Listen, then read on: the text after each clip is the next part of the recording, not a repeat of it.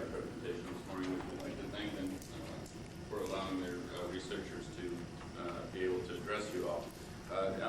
Albert works in an area that to me is rather exciting, but it's more or less instantaneous catalysis over monolith catalysts, selective oxidation reactions, and I'll let him explain. There's a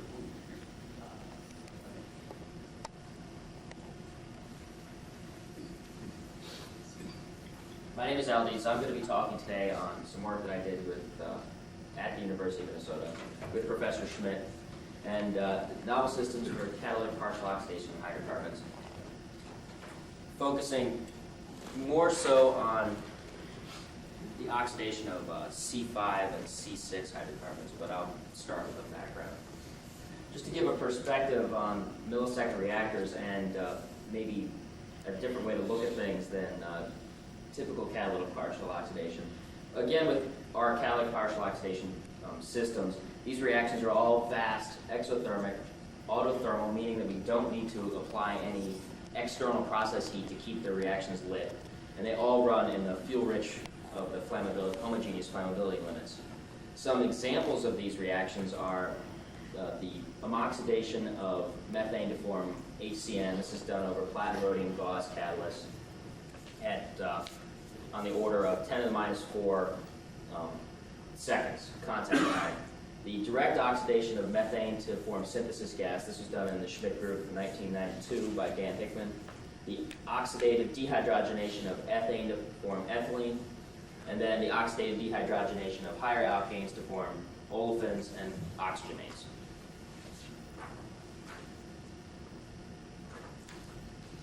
So a quick overview of my talk today. First, I'll give some background on the monolith reactors. I'll talk about some of my results with high-pressure hydrocarbon oxidation. And then I'll go into a little bit more detail and show some data on the oxidation of pentane over platinum-coated and rhodium-coated monolith catalysts. If you don't know what a monolith catalyst is, or haven't seen my professor give a talk at AICAG or elsewhere, what we're talking about here is a catalyst that has very short contact time and runs very hot at atmospheric or higher pressures. This is a alumina woven cloth. These two are metal monoliths. This is a alpha alumina foam monolith coated with platinum. This is your typical HCN catalyst, a platinum rhodium gauze, and this is an extruded cordierite monolith. And this is a picture of an aluminum monolith coated with platinum that is ignited and running at about 1,000 degrees C, methane oxidation. Now in the Schmidt group, there are some things that we really have to worry about when we look at these catalysts, and this is pretty much the focus of the research for the last 4 or 5 years, is that first we have to worry about the catalyst geometry. We need to have open channels in our catalysts so we can affect these partial oxidation reactions. We want to have reactants come in to the reactor, quickly sit down on the surface, react quickly to form partial oxidation products, and quickly desorb out of the reaction, or out of the reactor, excuse me. So we want high mass transfer, high heat transfer catalysts. And the monoliths do a good job at that. They also are able to run very short contact times and at high temperatures and high pressures. Now, when we talk about how each of our catalysts operate, we like to think of it as in a window of operation. Now, here I just throw in a little cartoon to kind of describe what we examine when we do our experiments. Plotting temperature versus the fuel to oxygen ratio in our feed gases. All the things I'm going to talk about today are in this region here, the fuel rich of the homogeneous flammability limits. If we're operating a catalyst, and you can imagine if you heat this reaction up, we're going to get too hot, you're just going to melt the catalyst. If you get too cold, you're just going to extinguish it. If you increase the fuel to oxygen ratio, you're going to start to form coke on the catalyst. And if you decrease the fuel to oxygen ratio, you're going to move into the homogeneous flammability regime here and see flames. Now what's interesting is, and I kind of started another graduate student's work on this, is that we can also run complete combustion reactions over monolith catalysts to combust volatile organics and low concentrations of hydrocarbons to CO2 and water completely at concentrations leaner than the homogeneous flammability limits. This is a schematic of a typical monolith reactor. What we have here is a monolith catalyst sandwiched in between two radiation shields. And typically, I used, again, foam monolith catalyst, not coated with any kind of noble metal. Gas mixture would come into the reactor, and analysis was done by GC. Now, this process is running at, again, very high temperatures and atmospheric or higher pressure, so we're not running in vacuum conditions. And these are running at very high conversions. For example, for methane oxidation, our typical conversion was above 90%. So that's, I guess, something just to keep in mind when you think about these systems.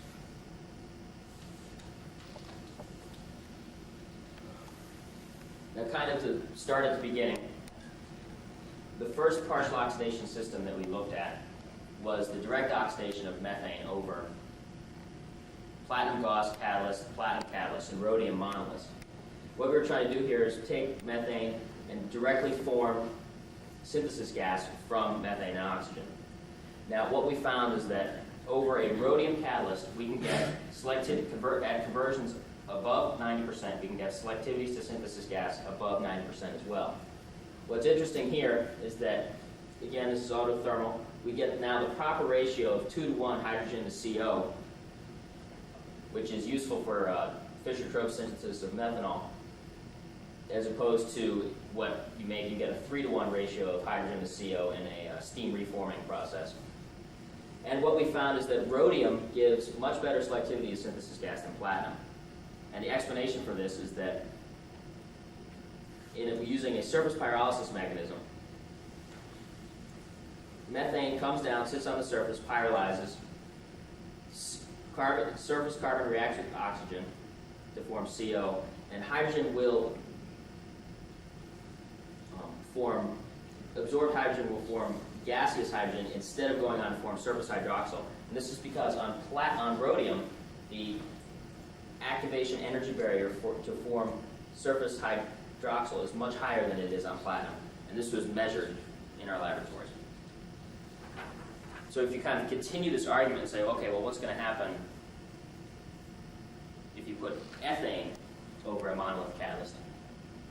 We found that platinum gives ethylene, rhodium gives synthesis gas, and palladium cokes. And you can use the same surface pyrolysis argument to explain the product distribution.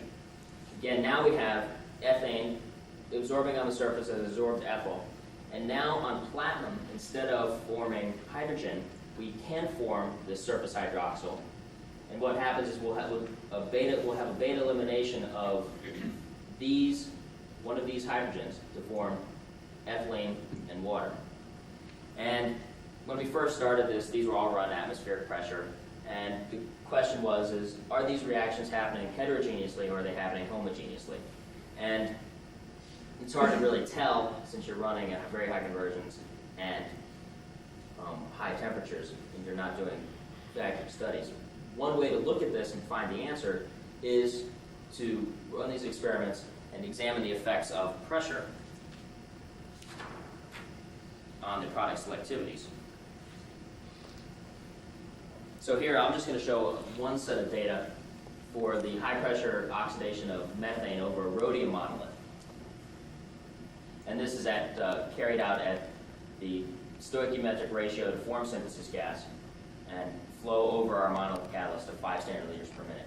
What we see here as we plot conversions and selectivities versus increasing pressure is that really selectivity doesn't change much at all in air and in oxygen. We can even at up to 6 atmospheres, we can run above 90% selectivity. Conversion drops off slightly, but between 74% and 73%, that's within experimental error there. So what this is saying is that homogeneous reactions are not significant, especially in the methane oxidation system. And this can be explained, and it's not surprising, it's consistent with the surface pyrolysis mechanism is that a surface reaction rate would just be proportional to a mass transfer coefficient times the partial pressure of the oxygen. Since we're increasing pressure, but mass transfer coefficient is inversely proportional to pressure, you would not expect to see a pressure dependence. Whereas if we had homogeneous reactions occurring, we should see at least a second order dependence on pressure. And since we don't see any changes in the product selectivities, we believe that this is good evidence for the surface pyrolysis mechanism and the beta elimination mechanisms. So this is all well and good. We make our products heterogeneously.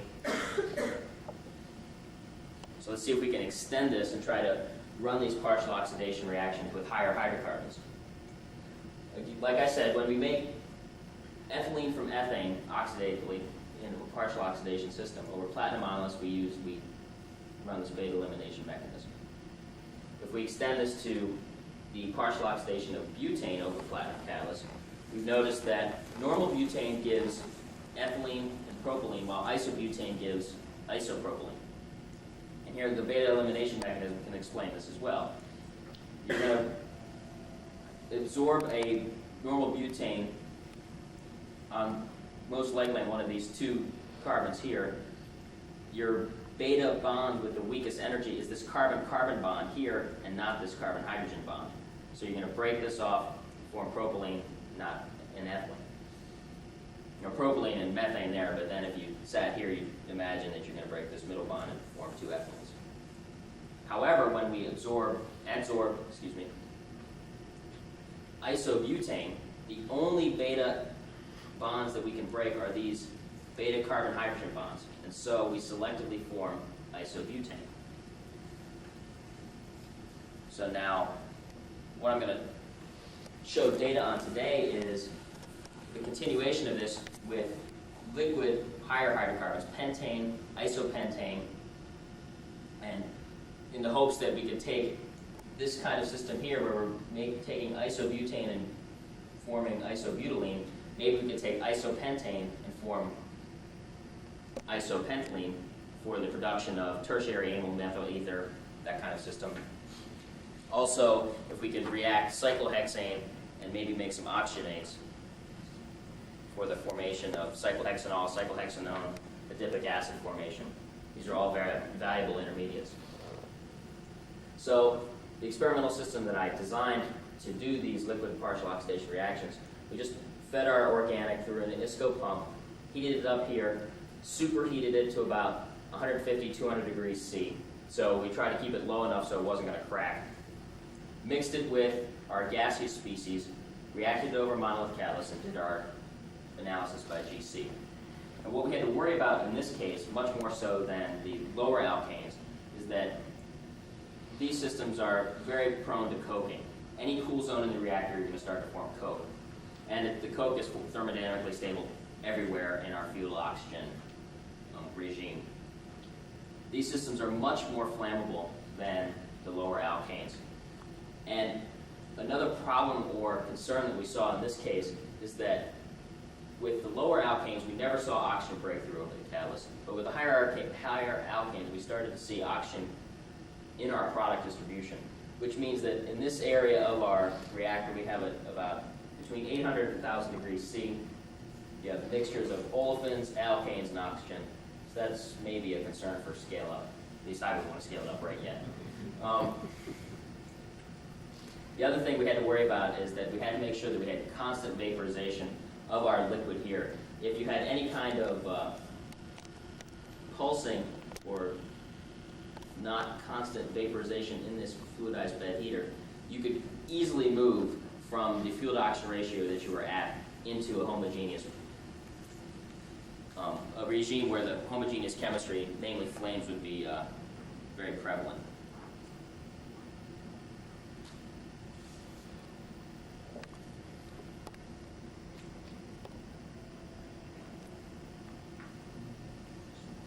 This is a plot of conversions and versus fuel to oxygen ratio for normal pentane oxidation over a rhodium catalyst.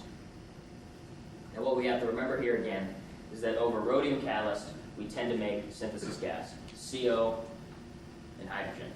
And what we believe is going on is a surface pyrolysis mechanism over rhodium, at least especially for methane to form synthesis gas. Now with normal pentane, when we put this in, we see that oxygen conversion is high, above 85%. The conversion of pentane decreases as we increase the fuel to oxygen ratio. Temperature is around 900 degrees. Selectivity to our olefin products is about 45%. And again, CO and hydrogen are formed. We make mostly ethylene,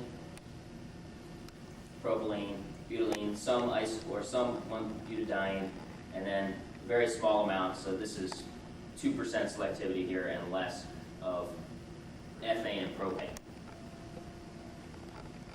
And this is what you would expect from a rhodium catalyst.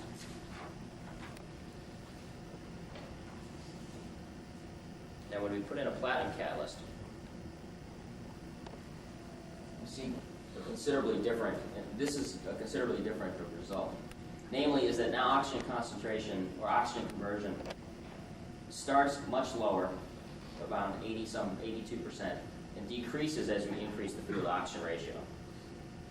Our olefin selectivities are pretty good. They start out the same as they did in rhodium, around 60%. But then at a certain level, we see this drop off of our olefin selectivities and corresponds with an increase in the formation of CO2 in water. And the formation, you start to see the formation of some oxygenates here.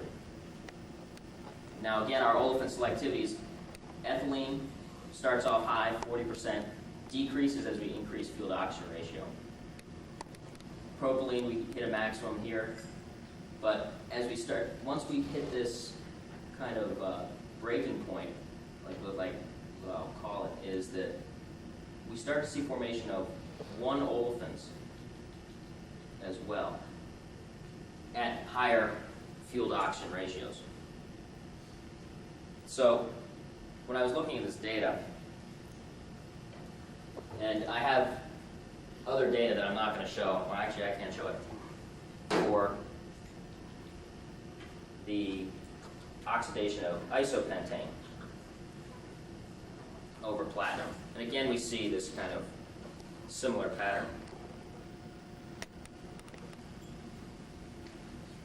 Oxygen concentration decreases as we increase fuel to oxygen ratio. We see this break again, and we start to see the formation of 1-olefins here.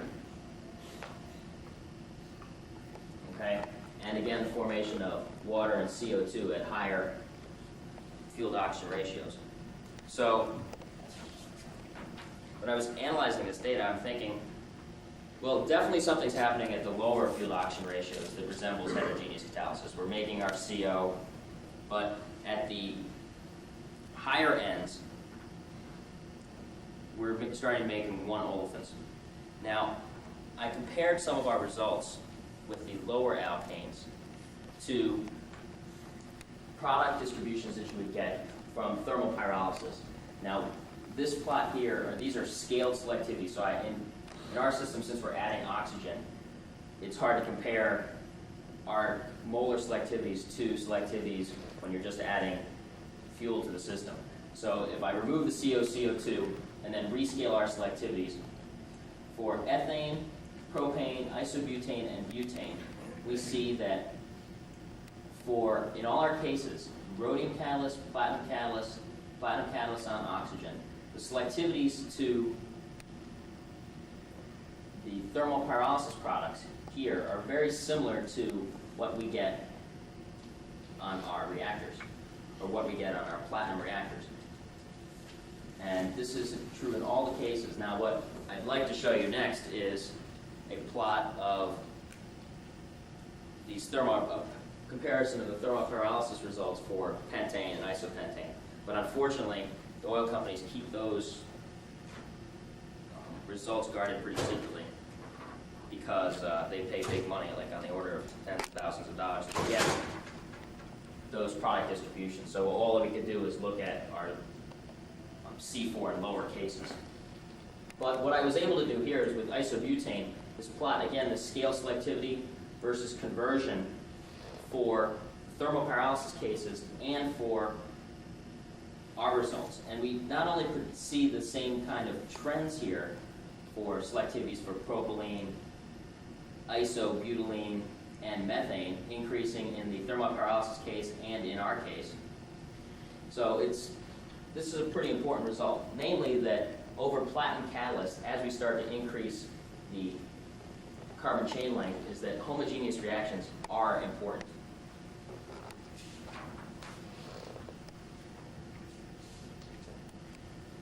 So to kind of summarize, with linear and branched alkanes, we see that in linear regimes, we have oxidative dehydrogenations. And that beta elimination can explain these olefin products. The platinum and rhodium difference in activation energies can explain these. But thermal pyrolysis product distribution is very similar, and so thermal pyrolysis can also explain this. So what I'd like to think of our system is now is more of the catalytically assisted process. What I believe is happening over all these catalysts is we're forming CO and CO2 on our catalyst, and first, and then followed by this is a thermal cracking reaction.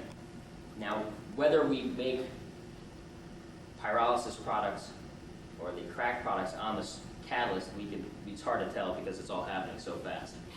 But what's interesting here is that with rhodium, it's definitely more catalytic, and that's why we see CO and hydrogen, whereas platinum, we see lower selectivities to CO and CO2 and higher selectivities to our thermal pyrolysis products. With cyclohexane, I didn't show any data, but I'll just kind of quickly summarize what results we got, is that we had much higher reactivity and less oxygen breakthrough, meaning that our heterogeneous catalysis activity was much higher. And we believe this to be true because of differences in the absorption energy on platinum. And namely that since we can bond at multiple sites, we have less cracking and less blockage due to surface carbon.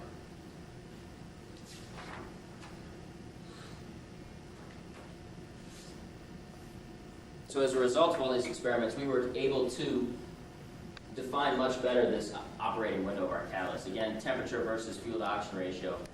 In the fuel-rich regime, as we increase the fuel to oxygen ratio, we start to see what we believe is happening is more carbon on our surface, so we see dehydrogenation reactions, CO, CO2, low conversion, and the formation of one olefins. Whereas at low fuel to oxygen ratios, we have more oxygen on our surface, beta elimination reactions, cracking reactions, formation of CO and hydrogen, and high conversion.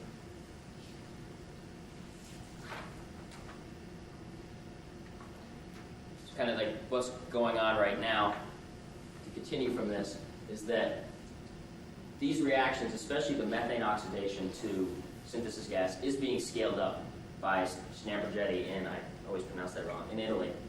And they've taken and patented this work, I guess, kind of to more of the chagrin of my professor, and because it was around the same time that he published his first paper. And they're scaling it up to full scale. We can also use these rhodium catalysts for hydrogen generation. And what's interesting is that if you take a single gauze and put this in our partial oxidation reactor, we can change the temperature distribution, temperature profile along the length of the reactor. So if you imagine a monolith reactor here, we're going to cool down our products pretty slowly and maybe trap partial oxidation products here, but only the ones that are stable at 600 degrees C. But if you put a single gauze in the reactor, you can quickly cool these partial oxidation products off, and you can trap oxygenates right here. And we've had some pretty good results on that. I get about 20% selectivities at 40% conversions to different oxygenates. So, I'd like to thank you, and I'll take any questions. I don't know how I did on time. No, you did very well. I should mention that Albert's running back to the tech center. I think they're working on your reactor today. It's been a heck of a week. Could be the end of a career. So you might want to catch them now in questions or during the break.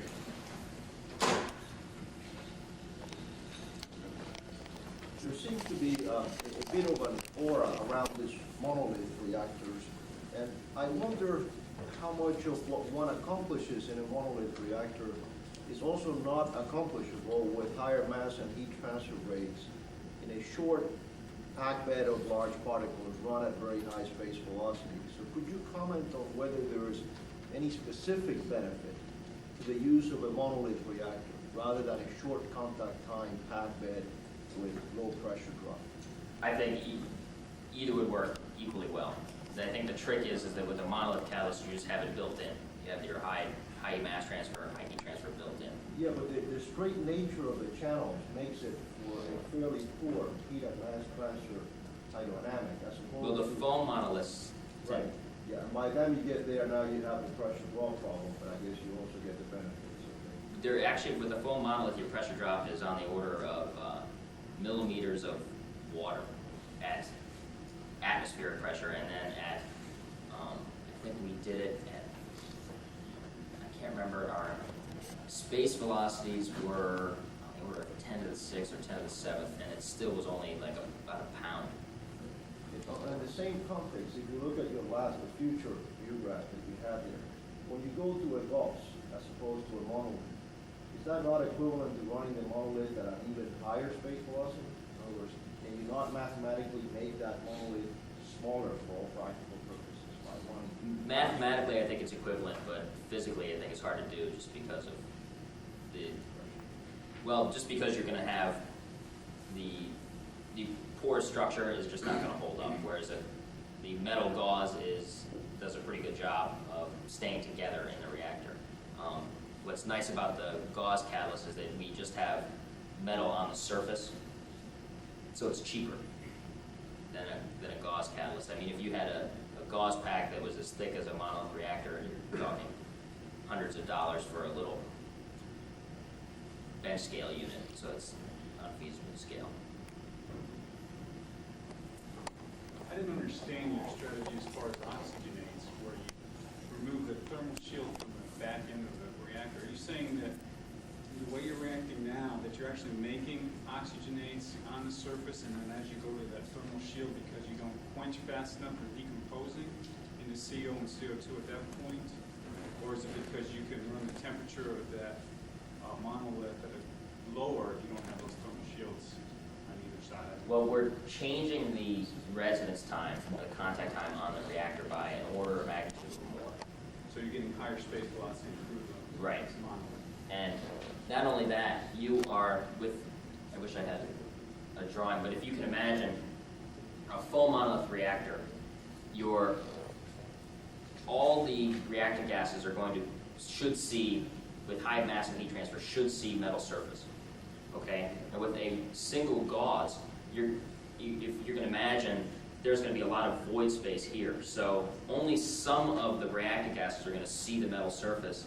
The rest of this is going to bypass through. And so you're going to have homogeneous reactions, and that's what we're kind of hoping for. We're going to use this catalytically assisted mechanism as opposed to just taking advantage of complete heterogeneous catalysis to CO, CO2, and then running reforming. So that you're saying to get acetones or carboxylics or anything like that, you need to have a homogeneous mechanism assisted forming radicals Right. by the catalyst. Mm-hmm. Thank you very much.